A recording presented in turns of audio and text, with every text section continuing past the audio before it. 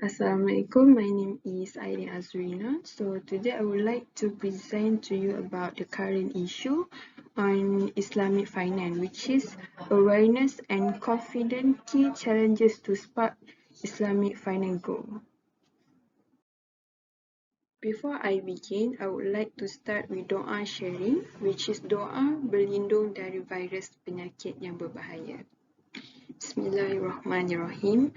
Allahumma inni a'udzubika minal barasi wal jununi wal zuzami wa min syai'il asqam. Ya Allah, aku berlindung kepadamu dari penyakit belang, gila, kusta dan dari segala penyakit yang buruk atau menggerikan atau yang menggerikan. Amin ya rabbal alamin. First is the introduction. In this era, the Islamic financial system has already evolved globally.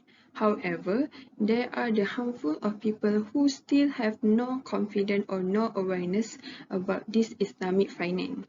For information, the beginning of the Islamic financial system in Malaysia is around 1983, with the main purpose is to enable Muslims to transit using the Sharia-based system and to meet the needs of Muslims in terms of banking management, where the basis of business application is also based on teaching Quran and Al-Sunnah.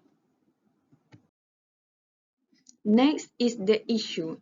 The global Islamic finance industry growth potential remain, but limited public awareness and lack of confidence in the Sharia compliance of Islamic financial product are part of the key challenges the industry faced for increased growth. Based on the article review, Bank Negara Malaysia reported that almost 60% of SME in Malaysia were not aware of availability of Islamic financing facilities. In various jurisdictions, especially ones with low awareness, many stakeholders, including customer, regulator, and employees of Islamic financial institutions, often view Islamic products to be very similar to conventional interest-based products. So we need to correct this perspective. Next, I will explain about advantages of applying in Islamic banking. First, all Islamic banking matters will be monitored by the committee member or council's Sharia advisor and Sharia audit.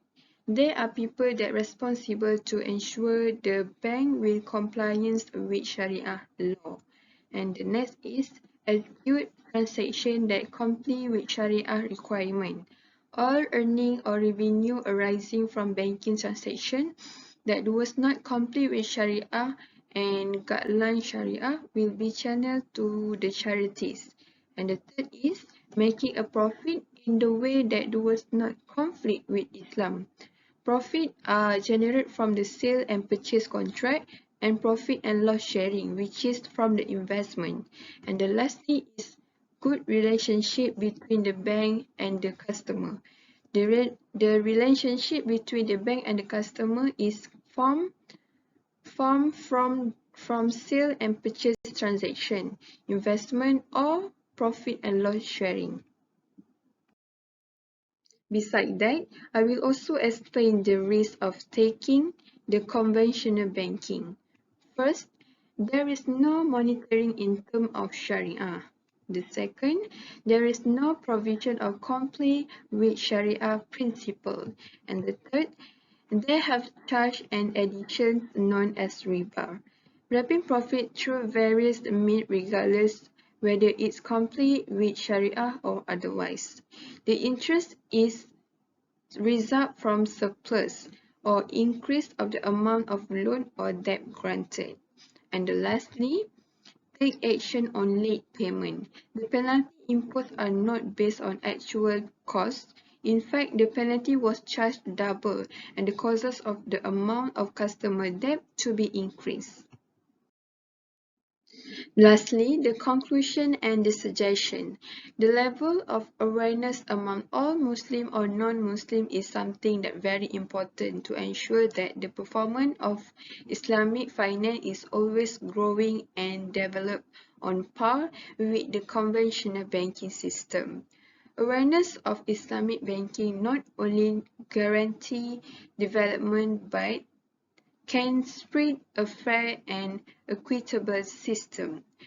My suggestion to overcome this problem is by having ongoing training and awareness campaign towards various stakeholders, including customer, regulators, financial institutions, and employees about what are the advantages and differences with Islamic banking and conventional banking that allow our economy to grow further? Other than that, also can increasing the usage of fintech solutions. And society should also be aware that Islamic banking has its own product, service and contract that are different from conventional banking, such as mudarabah, wadi'ah, musyarakah, mudarabah, ijarah, hawalah, takaful and also a sukuk that which are Sharia compliance. Thank you. That's all from me. Assalamualaikum.